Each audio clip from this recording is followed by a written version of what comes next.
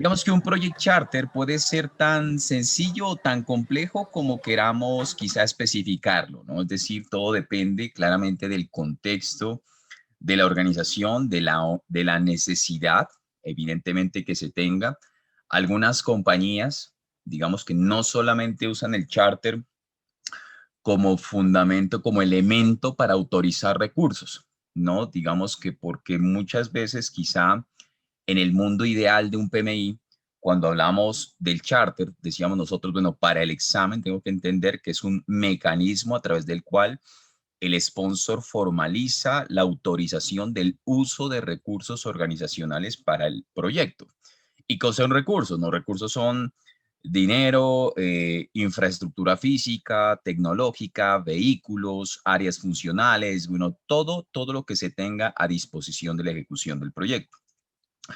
Eso pasa, digamos que muchas veces en ciertas organizaciones que, bueno, pueden estar bastante montadas, ¿no? Sobre modelos de portafolios de proyectos y organizaciones, pues, que comparten recursos en su gran parte, ¿no? Es decir, cuando son organizaciones bastante funcionales, bastante matriciales, ¿no? En ese sentido, pues, tenemos esa parte. Entonces, en esencia, ese es uno de los argumentos, ¿vale? Pero por otro lado, digamos que otro tipo de organizaciones, por ejemplo, en este caso, esto es un charter bastante, digamos que una organización más tradicional predictiva, o sea, con recursos bastante proyectizados, en donde quizá regularmente en una organización más tradicional predictiva, por ejemplo, se busca asegurar el charter como una, acuérdense, como una orientado a la misión, ¿sí? Entonces, este es un ejemplo de charter orientado a la misión. En su momento, bueno, este es un proyecto de hace ya varios años, ¿no? Tiene que ver, tenía que ver con lo que era la construcción, ¿no? De lo que era una báscula para pesaje de aviones, ¿ok? Y en su momento, pues, claro, uno lo que busca, ¿no? En este charter, pues un charter muy sencillo, ojalá, vale, que por un lado, pues haga una descripción, ¿no es cierto?, del alcance de alto nivel. Sí, una firma en su momento, pues aquí, de quién era el sponsor del proyecto o el líder del portafolio. En su momento era unidad de, digamos que un portafolio regularmente se puede conocer en el mundo real como una unidad estratégica, ¿no es cierto? Una unidad estratégica de la organización, ¿sí? Entonces, cuando uno habla de una unidad estratégica de la organización, pues puede estar pensando claramente en lo que es un líder de esa unidad, ¿no? Es decir, un líder de portafolio, un líder de construcciones, un líder de consultoría, y esta persona, ¿no? Finalmente, claro, se pone de acuerdo con esto, ¿no? Una descripción muy sencilla. ¿Por qué es una descripción sencilla? Porque recuerden que la audiencia de un charter regularmente son líderes funcionales de la organización, ¿no? En teoría, muchas veces no todos los líderes quizá pudieron participar abiertamente en estos procesos. Muchas veces pasa que los líderes funcionales solamente se activan con charters, no con esa perspectiva de antes, ¿no? O la de ahora más bien, que es una perspectiva donde un líder funcional realmente se activa desde mucho tiempo atrás, sino que ahora efectivamente lo que buscamos claramente bueno, digamos que con este modelo lo que busca en cierta forma es entrar a un punto en donde quiero dar un lenguaje común, ¿no? Quiero dar un contexto general, ¿no? A un área funcional, ¿no? Donde apenas está aterrizando muchas veces en un proyecto, ¿vale? Por ejemplo, claro, uno de los fundamentos muchas veces importantes, ¿no? Lo que uno va a hacer con este charter, ¿no? Regularmente, ¿qué es lo que uno va a buscar hacer? Digamos que por un lado yo busco convocar, ¿no? Muchas veces un kickoff, ¿no? Digamos que es un gran interés porque este es el elemento que me sirve entrar a negociar con los funcionales. Entonces, muchas veces esas descripciones de alcance son interesantes, así como las exclusiones, ¿no? O sea, un buen nombramiento de exclusiones de alcance se vuelve muy importante, ¿vale? Sobre todo aquellas exclusiones o todo lo que nosotros no hacemos, evidentemente, sí se vuelve muy importante. Aquí hay un componente interesante, digamos que este es un charter en una perspectiva contratante-contratista, ¿sí? Al ser un charter en una perspectiva contratante-contratista, ¿sí? Este es un elemento a través del cual se le empieza a establecer la misión o los factores críticos de éxito a ese líder de proyecto en términos de alcance, tiempo, costo y las variables que ustedes consideren como factores de éxito. Por ejemplo, En términos aquí, por ejemplo, de tiempo, ¿no? Había en su momento una fecha de entrega aquí en agosto, ¿no? Y decían, bueno, su meta, señor líder de proyecto, es entregar, como quien dice, el plazo, el proyecto en un tiempo contractual menos 15 días, ¿ok? Es lo que en cierta forma se está buscando para que ese líder de proyecto pueda hacerlo, ¿ok? Entonces, si nosotros podemos, esta es una meta, ¿no? Es una meta para el PM, por ejemplo, en una meta en costos. Entonces es un desglose, ¿no? Perfectamente toda la estructura de costos sin necesidad, por ejemplo, quizá la estructura de costos que tú licitaste, ¿no? Muchas veces en un proceso. Y esta estructura de costos, pues tiene sus costos directos, indirectos y todo ese tema y da un valor. Pero ese es el precio, obviamente, de venta, ¿no? Pero entonces queda determinado claramente cuál puede ser el presupuesto de trabajo del líder del proyecto. Entonces se busca un overhead del 19%, ¿no? De alguna manera, con unos costos directos e indirectos, pues perfectamente especificados, ¿sí? Y sobre esa base, ¿no? Entrar a determinar cuáles son los costos directos, los general requirements que se llaman como administrativos, y bueno, claramente unos costos, ¿no? Y un valor de reserva de tanto, o sea, tienes un working budget que le llamamos nosotros, ¿no? Un presupuesto de trabajo de 2092, o sea, este es la línea base en cierta forma del líder de proyecto, ¿vale? Esa línea base del líder de proyecto es el presupuesto que a nosotros nos interesa administrar, por lo menos a mí como líder de proyecto.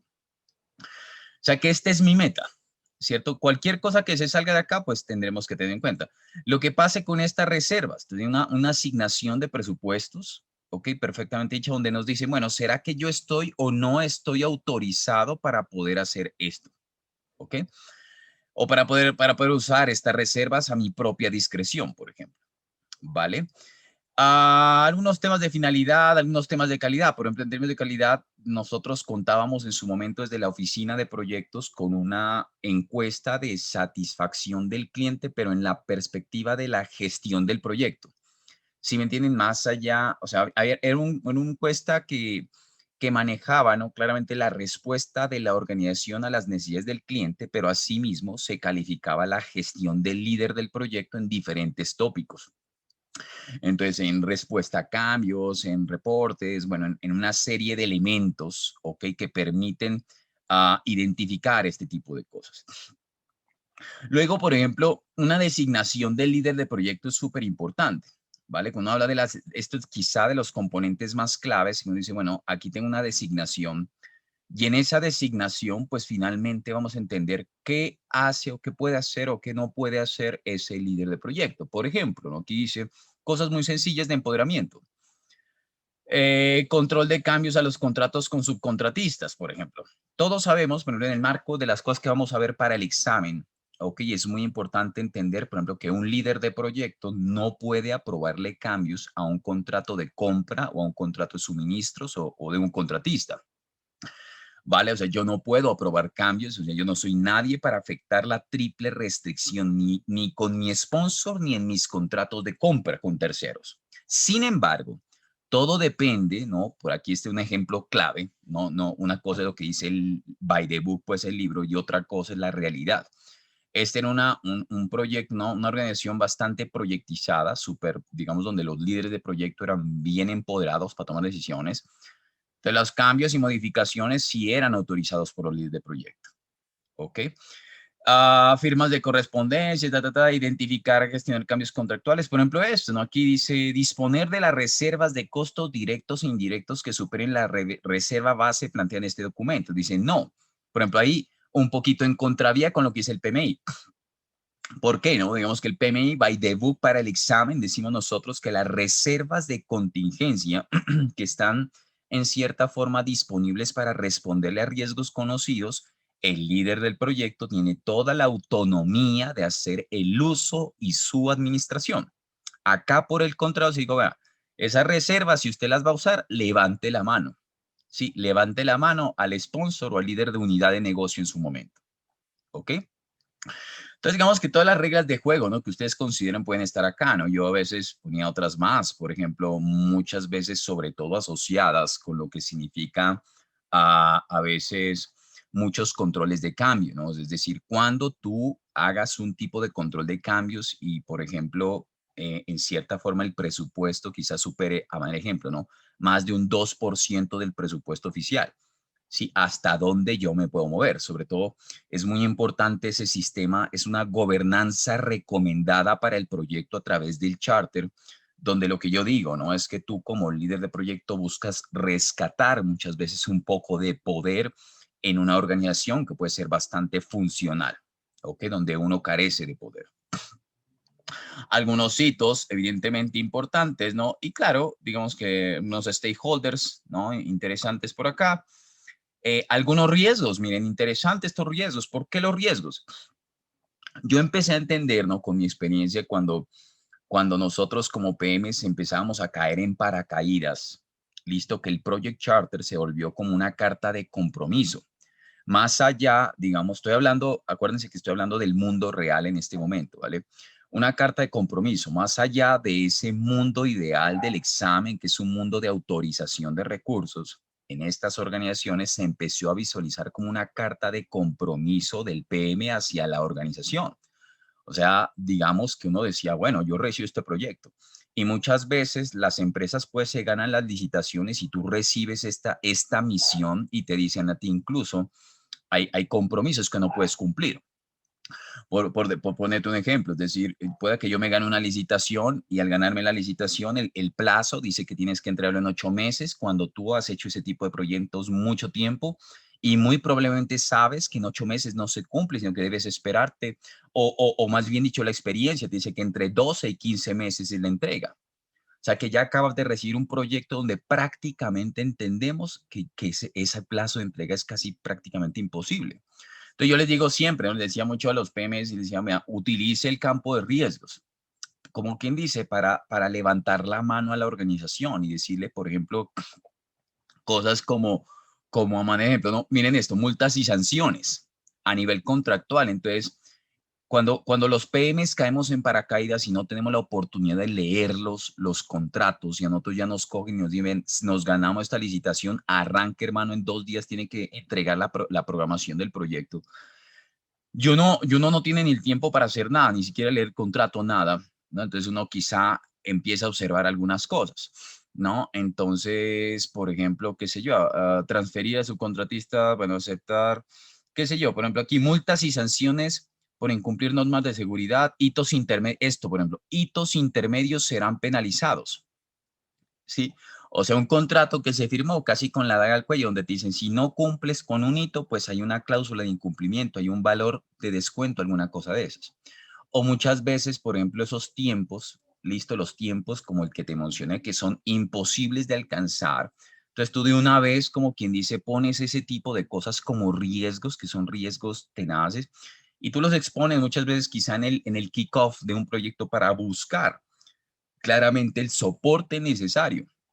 Por ejemplo, si desde ya estás viendo un riesgo de incumplimiento, sí, pues desde ya necesitas un soporte jurídico permanente en el proyecto, por ejemplo, ¿sí? Entonces uno levanta la mano y dice, bueno, ¿cómo vamos a hacer la estrategia para empezar a llevar toda la trazabilidad del proyecto? Porque cualquier situación que impacte los objetivos de tiempo y costo, pues debe ser perfectamente evaluado en términos de la triple restricción, ¿ok?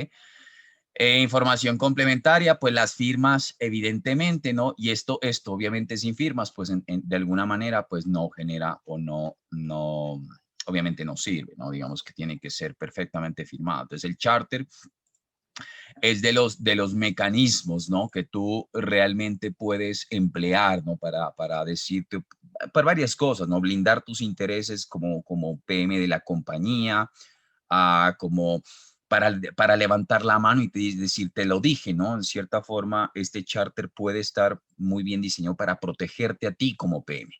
Sí, entonces yo siempre les digo a los PMs, bueno, ustedes tienen que leer la información del proyecto, el mundo real, ¿no? Lean la información del proyecto, entiéndanla muy bien, hagan sus cuentas de panadería, que yo les llamo, ¿no? Esas cuentas de servilleta, donde uno hace regla de tres simple y las cuentas no le casan y a veces te dan estos presupuestos a ti. Sí, te dicen, mire, este es su presupuesto de trabajo, ¿ok? Y no te cuadran las cifras por ningún lado. ¿Sí? Entonces, digamos que ahí es donde viene esto va y viene con lápiz rojo. Sí, yo me acuerdo pues en mi época pues de PM, yo mi sponsor me decía, Andrés, pero tú tienes que aceptar esto. Yo decía, pero ¿cómo voy a aceptar esto? Sí, si yo le estoy demostrando que el proyecto no se puede hacer así, pero pues tienes que aceptarlo porque yo tengo que entregar el 19% de overhead. Entonces yo decía, pero pues me toca, o si no me echas. Así yo, listo, yo te firmo, pero te pongo en el campo de riesgos, en cosas por acá, te digo las cosas como son. Sí, entonces los charters empiezan a coger como un espíritu que va más allá de una simple autorización formal de recursos, sino a un tema pues un poquito más bueno, proteger los intereses, ojalá, de un líder de proyecto y su equipo.